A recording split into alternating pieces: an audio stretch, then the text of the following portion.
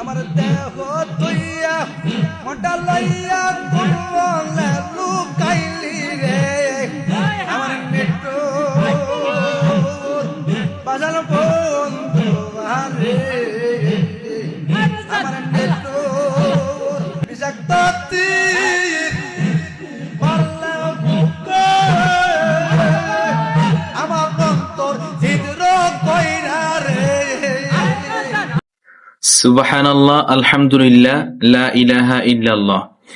নামাজ, রোজা, যাকাত এবং ওয়াজের মঞ্চে আল্লাহর গুণগান বর্ণনা করা, কোরআন হাদিস থেকে বর্ণনা করা এবং আল্লাহর নামাজ, যাকাত যেগুলো বললাম, হজ ইত্যাদি, এই জিনিসগুলো হচ্ছে আল্লাহর জিকির। এবং যেইখানে আল্লাহ তাআলার কোরআন এবং রসুলের হাদিস এ ধরনের কথাবার্তার আলোচনা হবে, সেগুলো সবই হচ্ছে কি আল্লাহর জিকির।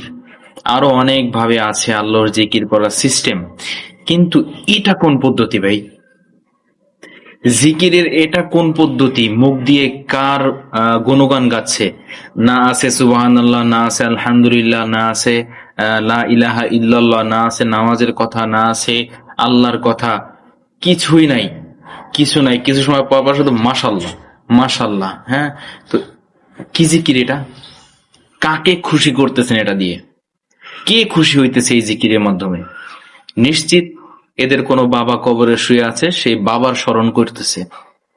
নিশ্চিত এটা বাবার স্মরণ করতেছে। একজন মরা ব্যক্তি কবরে মাজারে শুয়ে আছে, হ্যাঁ সে আল্লাহর ওলি হতে পারে, সে ভালো লোক হতে পারে, কিন্তু আপনারা তাকে কেন খুশি করার জন্য এই কথাটা বলতেছেন? সে তো এখন মারা গেছে, সে তো তার জন্য নিজের জন্যই চিন্তা করতেছে। আপনি কি নিশ্চিত বলতে পারবেন সে জান্নাতি? এজন্য আমরা তার এভাবে স্মরণ করি। আল্লাহ রসুল সাল্লাল্লাহু আলাইহি ওয়াসাল্লামকে আমরা ভক্তি করি, সম্মান করি, কারণ কি তিনি নিশ্চিত জান্নাতি। আর আমরা কিন্তু জান্নাতে যাব তার সুপারিশের মাধ্যমে, আল্লাহ যদি দয়া করে। বুঝতে পারছেন? আল্লাহ যদি দয়া করে তার সুপারিশের মাধ্যমে আমরা জান্নাতে যাব। কিন্তু কোনো মানুষ হাদিস কোরআনের মধ্যে নাই যে রসুলের সুপারিশ ছাড়া ওই কিয়ামতের ময়দানে অন্য দ্বিতীয় কারোর সুপারিশ করতে পারবে, দ্বিতীয় কেউ সুপারিশ করতে পারবে রসুলের আগে। তাহলে আপনার এই যে মৃত ব্যক্তিদের সাথে যেই আপনারা স্মরণ করতেছেন স্টেজে বৈশা, এগুলো কাকে খুশি করার জন্য? কি পাচ্ছেন আপনারা এটার মধ্যে? এজন্য আমরা সবাই এগুলো থেকে সাবধান, সাবধান ভাই। ধন্যবাদ।